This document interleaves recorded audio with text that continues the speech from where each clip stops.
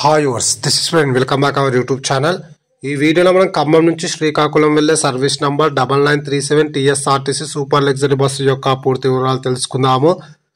ఈ బస్సు సత్తుపల్లి డిపోకి చెందిన super luxury bus. ఈ బస్సు ప్రతిరోజు సాయంకాలం 5 గంటలకు ఖమ్మం బస్ స్టాండ్లో అవైలబుల్గా ఉంటుంది. సాయంకాలం 5:15 ఖమ్మం నుంచి అయితే బయలుదేరుతుంది.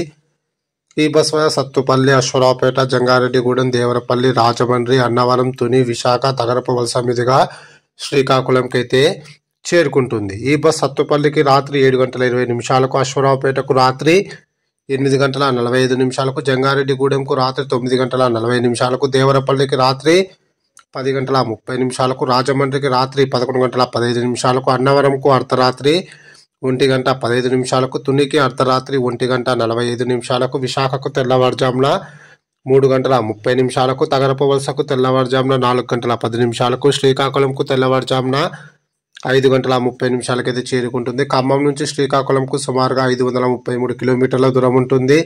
ఖమ్మం నుంచి శ్రీకాకుళంకు టోటల్ జర్నీ అవర్స్ 12:15.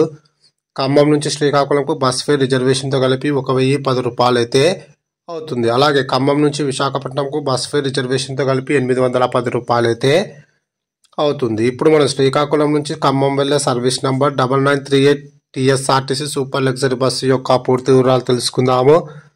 ఈ బస్ ప్రతిరోజు మధ్యాహ్నం 2:45 శ్రీకాకుళం బస్ స్టాండ్లో అవైలబుల్గా ఉంటుంది. మధ్యాహ్నం 3 గంటలకు శ్రీకాకుళం నుంచి అయితే బయలుదేరుతుంది.